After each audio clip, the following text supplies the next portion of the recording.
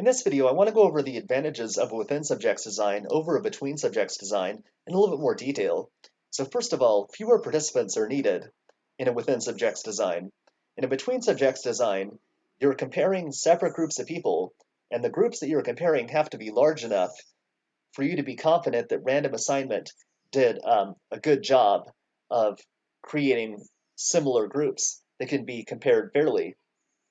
In a between subjects design, you can't just compare one group of three people with another group of three people because random assignment won't be reliable, and it could be that one group has three older male extroverts and the other group has three younger female introverts.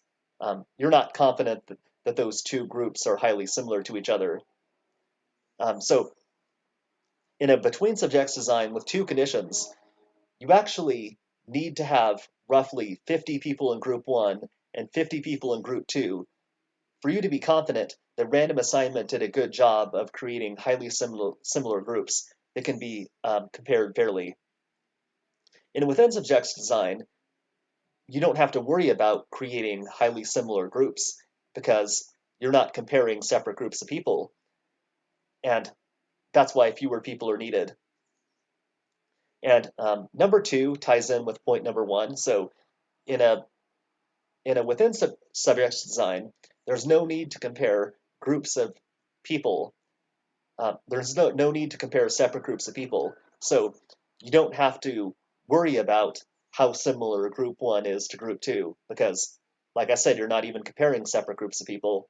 And point number three says it's easier to get a significant result in a within subjects design. So I mentioned near the beginning of the semester that if you get a significant result, you're confident that the results aren't due to chance factors.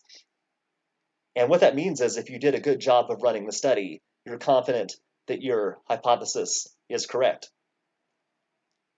And in a within subjects design, you don't need as many participants to score a significant result. In a between subjects design, you actually need more participants to score a significant result. And that's because in a between subjects design, you need to have enough participants so that you're confident that the groups are similar enough to be confidently compared or to be fairly compared, let's say. If, like I said, if you're just taking 6 people and randomly assigning them to two groups of three, you can't compare those two groups confidently.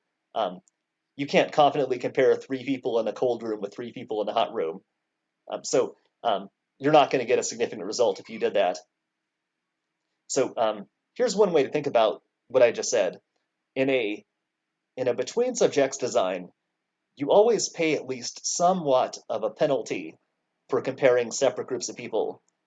So in other words, your level of confidence always takes a little bit of a hit, at least somewhat of a hit, because of the fact that you're comparing separate groups of people.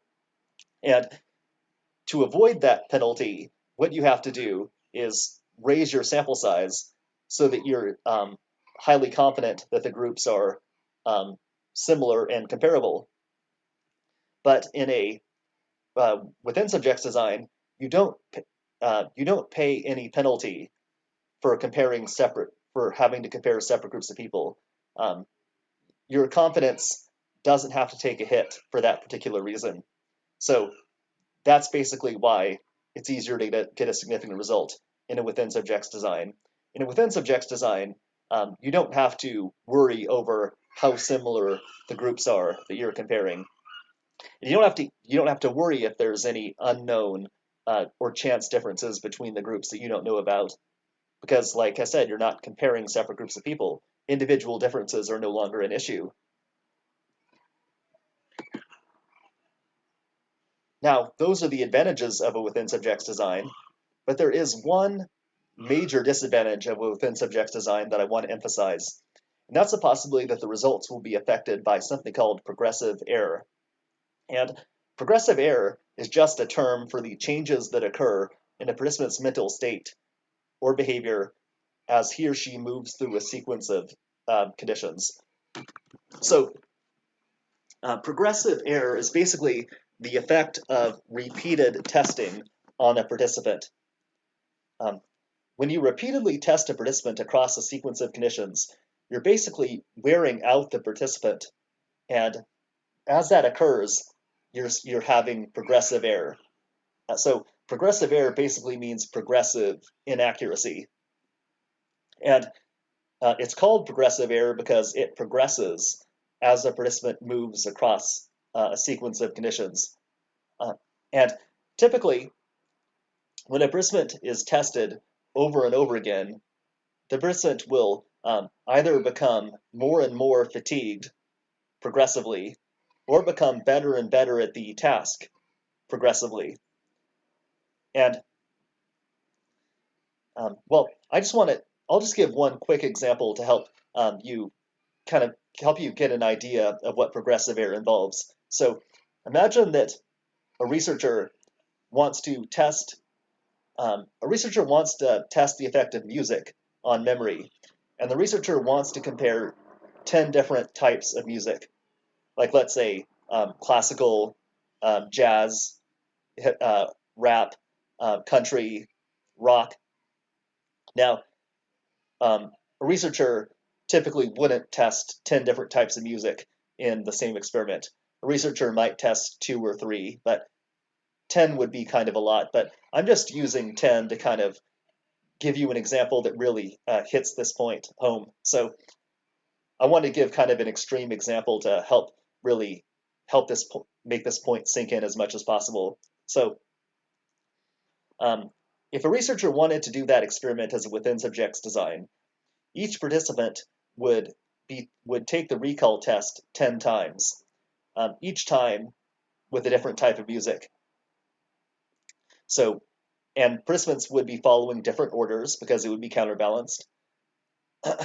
But you could imagine that across these 10 recall tests, each person is going to be is probably going to be getting more and more tired. So once, at time 1, each participant will probably be relatively alert, motivated.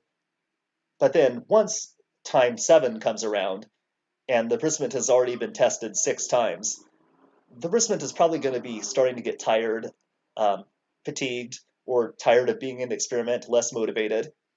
And the participant might also be getting better at the task. The researcher might be starting to develop some recall strategies that weren't used at time 1. So by the time you get to time 7, practice and fatigue have started to set in quite a bit, probably. And that means that progressive error has started to set in by quite a bit at that point. Now, like I'm saying, at time 1, there's no progressive error because time 1 is the beginning. Each person is fresh. But um, once you get to time 2, time 3, time 4, and so on, progressive error is beginning to build over time. And a researcher who's doing a within subjects design needs to make an effort to keep progressive error from affecting the outcome of the experiment. And right now, we'll talk about what a researcher has to do to at least make an effort to prevent progressive error from affecting the results. And well, actually, before we get to that, I want to talk about the 3 types of progressive error, because there's actually 3 different categories of progressive error. So the first one is called a fatigue effect, which is when a participant becomes more tired or loses motivation across the sequence of conditions. A practice effect is when a participant becomes better and better at the task as the sequence progresses. And a carryover effect is an effect that occurs when the influence of a certain condition actually lingers and stays with the participant as he or she moves into other conditions. So an example of a carryover effect might be that a participant takes a recall test while listening to sad music, and then the participant moves into another condition and takes the recall test again, listening to let's say, more neutral type of music. But at that time point with the neutral music, the participant is still feeling a little bit sad from the song that he or she heard previously. That would be a carryover effect because the effect of the sad music is carrying over and is actually affecting the participant in the next condition, which is actually supposed to be just neutral. That's carryover. Um, Another example of carryover effect might be if a participant takes a recall test with alcohol after consuming alcohol, and 10 minutes later, the participant is tested again without alcohol, and it's supposed to be a no alcohol condition, but the alcohol is still in the person's system. So in that case, the alcohol is carrying over into the no alcohol condition. And before we move ahead, I wanted to help relate this to everyday life. And as a student, you might have noticed that when you're taking a multiple choice exam with a Scantron, that you experience some fatigue effects, practice effects, or maybe even carryover effects as you move from question one up to the last question of the exam. So if you look at your Scantron, if you get back your Scantron and you notice that you've missed more questions toward the end of the exam, that could be a fatigue effect. And if you notice that you've missed a lot of questions toward the very beginning, that might mean that that you were a little bit rusty at the beginning and a practice effect had to kick in. And you might also experience carryover effects when taking an exam, because it could be that answering one question gives you some type of a cue or helps trigger something in your memory, and then that actually helps you in a question that comes later. So you might even have a carryover effect in an exam question. Or you might have a question that's really difficult and confusing, and that makes you frustrated, and then you're still feeling frustrated when you're answering later questions. That's carryover also. So now let's move ahead. And like I said, we're going to talk about what a researcher needs to do to at least make an effort to prevent progressive error from affecting the results of the experiment. What a researcher has to do is use something called counterbalancing. And the goal of counterbalancing is it's not to eliminate progressive error, because progressive error can't be completely eliminated, but the goal of counterbalancing is to try to ensure that progressive error has an equal effect on each condition. So let's quickly think back to that first example I shared about running, or about running with shoe A or shoe B. So um, if a researcher is doing that experiment as within subject's design, and each participant is running with one shoe on day one, and with the other shoe on day two, what's likely to happen is the participants will be at least somewhat more tired on day two because of having already run on day one. So there's probably going to be at least some fatigue effect, especially if each person is running, let's say, a mile on each day. And um, that fatigue that the runners are experiencing on day two would be called progressive error, or specifically a fatigue effect. And the researcher needs to ensure that progressive error on day two doesn't affect performance on one type of shoe more than it affects performance on the other type of shoe. The researcher has to try to ensure that the two shoes are equally affected by progressive error, so that the results aren't biased toward one type of shoe, so that one shoe doesn't have an unfair advantage, basically. So what the researcher would do is use counterbalancing in that situation.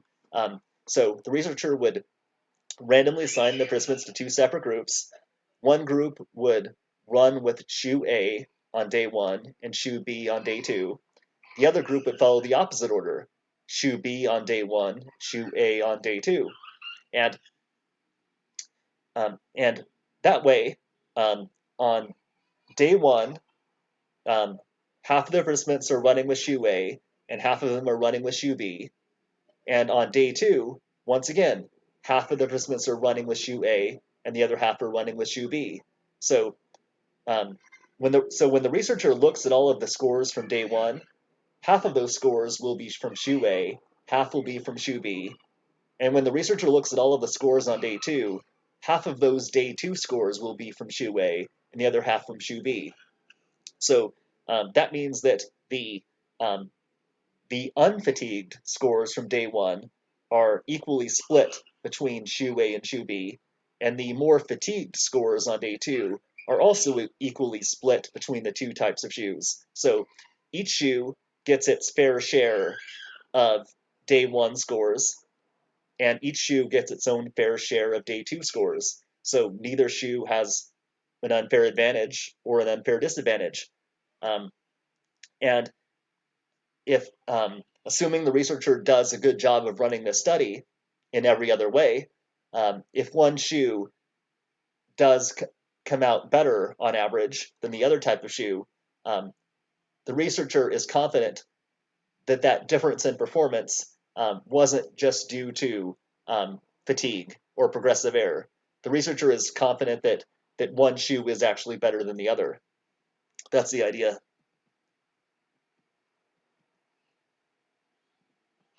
Now, the worst possible way that the researcher could run that study is have everyone run with one type of shoe on day 1 and run with the other type of shoe on day 2, because um, if if everyone runs with shoe A on day 1 and with shoe B on day 2, then the fatigue effect, the progressive error, is going to affect shoe B only. Shoe B is going to be the only shoe that takes a hit from fatigue, and the results are going to be biased in favor of shoe A, basically.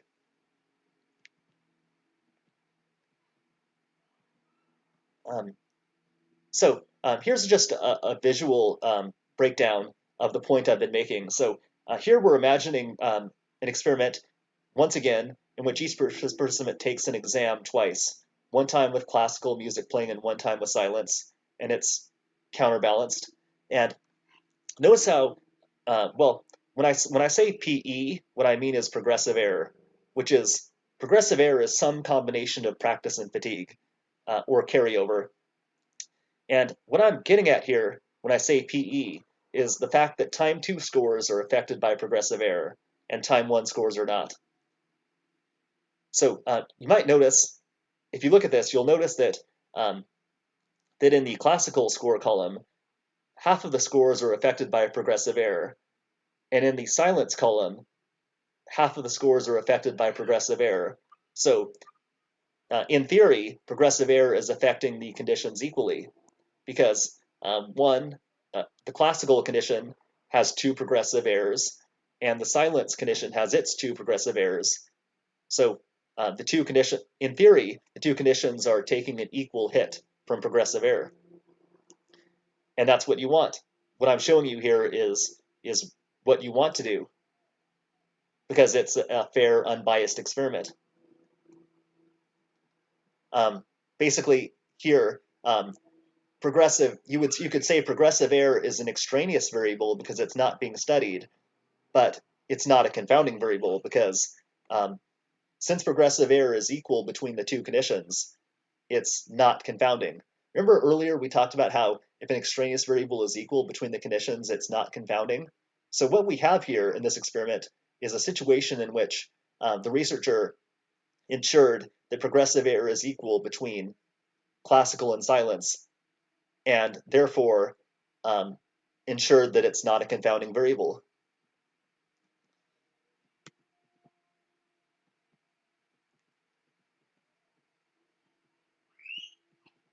So at this point, we know that counterbalancing is the process of randomly assigning participants to orders of conditions. And we know that counterbalancing is important because it prevents progressive error from being a confounding variable. And in theory, it keeps progressive error equal between the two conditions. And that therefore the researcher can get a valid result in a within subjects design.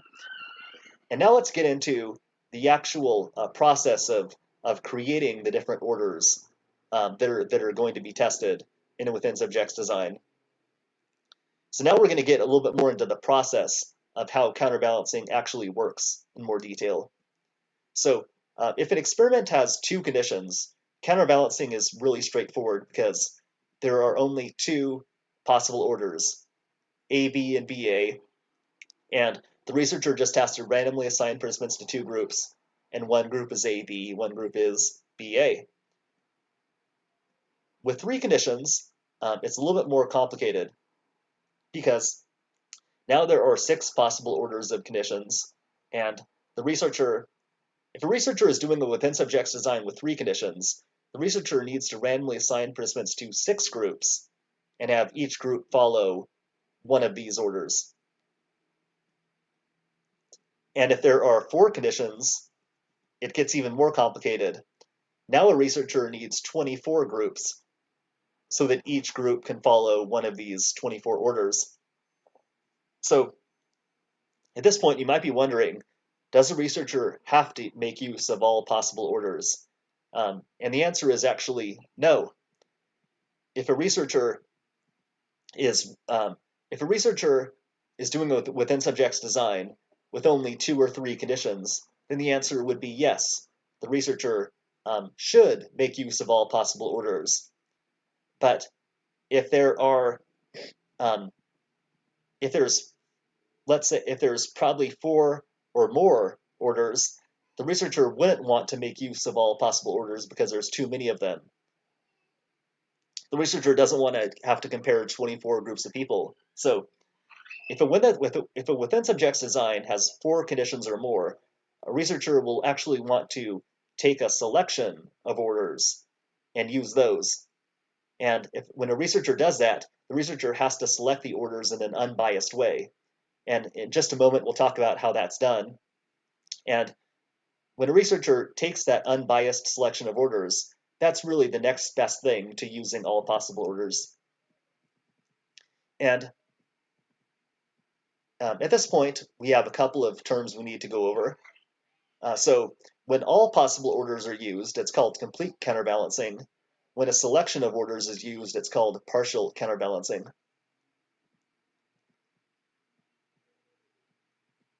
So a within subjects design has to make use of one or the other, complete or partial. And like I said, it's not practical to use, it's too difficult and not practical to use complete counterbalancing when you have four conditions or more because there's simply too many possible orders. That's why partial counterbalancing should be used. Now I just want to give a few visual examples of complete and partial counterbalancing. So here we have complete counterbalancing with two conditions. So one group following AB and one group following BA. And it's complete counterbalancing because there are two possible orders and all possible orders are being used. Here we have complete counterbalancing with three conditions. So we have three conditions, and they can be whatever you want them to be. They could be classical, rock, and rap, or whatever is being tested or manipulated. And there are six conditions. I'm sorry, there are six possible orders of conditions, and we can see here how they're all being used because we have six groups of people, and each group is following one of them all the way down. 1, 2, 3, 4, 5, 6. So it is complete counterbalancing. Now let's talk about if a researcher is using partial counterbalancing, what the researcher has to do to ensure that he or she is selecting an unbiased selection of orders. So when you do partial counterbalancing, you can't just pick the orders that you like. You have to pick an unbiased selection of orders that won't create confounding or affect the results of the experiment. And the way that a researcher does this is by using something called a balanced Latin square. So this is what provides an unbiased selection of orders for a partial counterbalancing. And I'm just going to go into a little bit of detail about how a balanced Latin square is created. So the way it's created actually depends on how many conditions you have. So if it's an odd number of conditions, like 3, you actually need to duplicate the square. So let me start at the left side and start at row 1. So here we have A, B, and C. And like I said, these can be whatever you want. They're just the conditions that are being tested. So it could be 3 types of music, 3 temperatures, whatever is being manipulated. And when we move down to row number 2 on the left side, it moves up like a locker combination. So A becomes B, B becomes C, C actually moves upward and starts at A. It starts over again. And then B becomes C, C moves back to A, and A moves to B. Once this left half is done, you actually create the reverse of the left side. So notice how in row 1 on the right side, CBA is the reverse of ABC, because if you take ABC and flip it around, it becomes CBA. And let's move to row 2. If you take BCA and flip it around, it becomes ACB. And if you take CAB and flip it around, it becomes BAC. So you're basically just, this right half is just the mirror image of the left half. And this becomes the complete balanced Latin square. And each row is actually going to be a separate group of people. So um, so with if you have 3 conditions, you need 3 groups of people, and one group follows ABC, CBA. The next group follows BCA, ACB, and the third group follows CAB, BAC. So even though there's only 3 conditions, each person actually has to be tested 6 times for it to be a balanced Latin square.